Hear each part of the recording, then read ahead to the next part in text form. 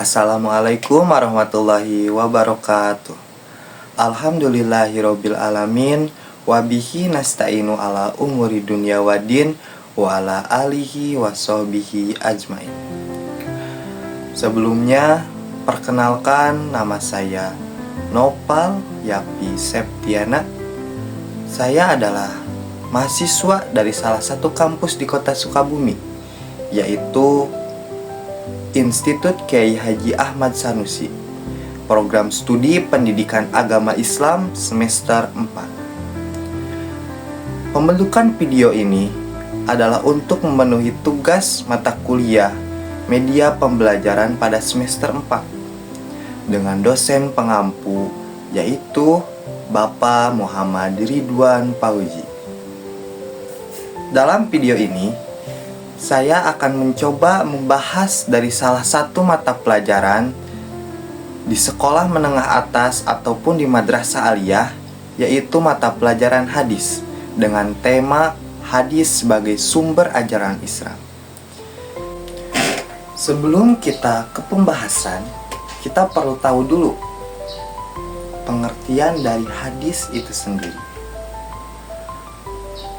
Apabila kita melihat dari pengertian secara bahasa, hadis berasal dari bahasa Arab, yaitu al-hadis, yang mempunyai arti bisa berupa perkataan, ucapan, berita, ataupun sesuatu yang baru saja terjadi.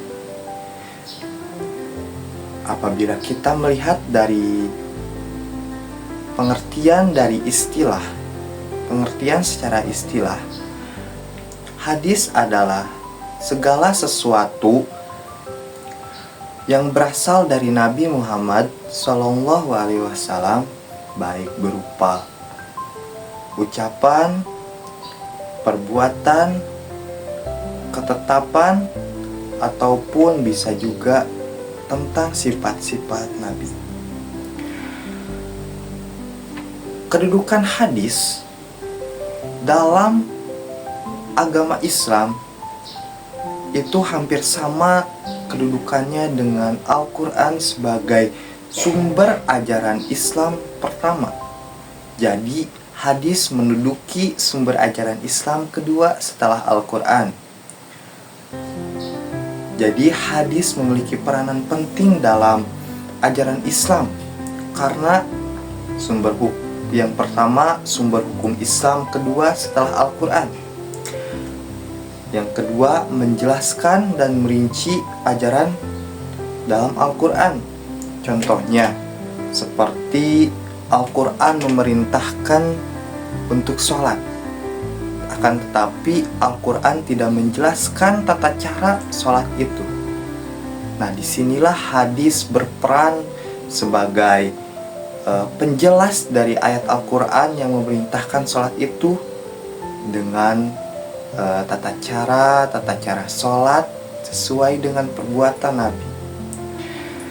Adapun fungsi hadis berfungsi untuk menjelaskan isi dan maksud dari ayat Al-Quran. Seperti Al-Quran memerintahkan zakat, akan tetapi Al-Quran tidak menjelaskan batas nisab dan cara menghitungnya. Yang kedua, hadis berfungsi menambahkan hukum baru yang tidak disebutkan dalam Al-Quran, seperti larangan memelihara binatang buas atau hukum tentang talak 3 sekaligus.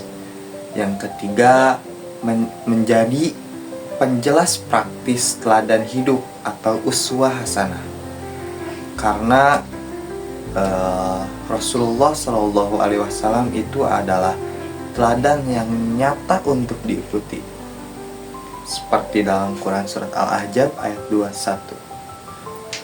Adapun struktur hadis itu terbagi menjadi dua, yaitu sanad dan matan. Adapun sanad adalah rangkaian perawi orang-orang yang meriwayatkan hadis dari Nabi hingga penulis hadis, seperti Umar. Diriwayatkan dari Anas bin Malik, diriwayatkan dari Anas bin Malik dari Rasulullah Shallallahu Alaihi Wasallam. Sedangkan matan itu adalah isi atau teks dari hadis tersebut. Seperti matanya, sesungguhnya amal itu tergantung pada niatnya. Itu adalah matan hadis.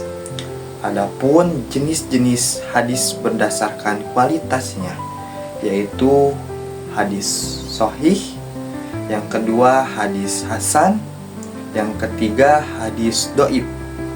Yang dimana hadis sahih ini haruslah memiliki beberapa syarat. Yang pertama, sanadnya bersambung. Yang kedua, perawinya adil dan terpercaya.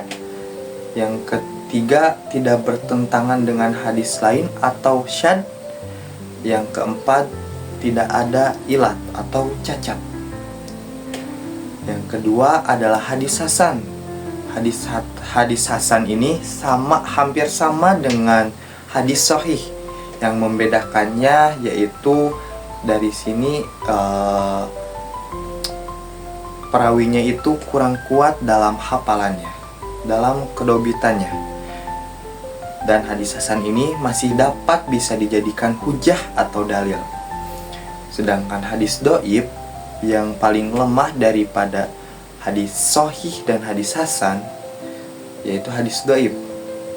Yaitu hadis dhaif ini tidak dapat dijadikan dasar hukum kecuali dalam keutamaan amal, tapi dengan syarat juga. Nah, tujuan dari pembahasan ini agar kita bisa menjelaskan pengertian hadis secara bahasa dan istilah, serta menjelaskan fungsi dan kedudukan hadis, mengidentifikasi struktur dan jenis-jenis hadis, serta menerapkan nilai-nilai yang terkandung dalam hadis tersebut. Alhamdulillahirabbil alamin, kita telah mempelajari tentang hadis sebagai sumber ajaran Islam, dari pengertian hadis, status hadis, struktur hadis, dan kedudukan dan peranan hadis. Sekiranya mohon maaf apabila ada kesalahan dalam ucapan saya, itu semata-mata kebodohan saya.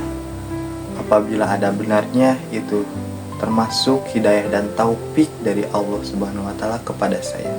Sekian dari saya. Assalamualaikum warahmatullahi wabarakatuh.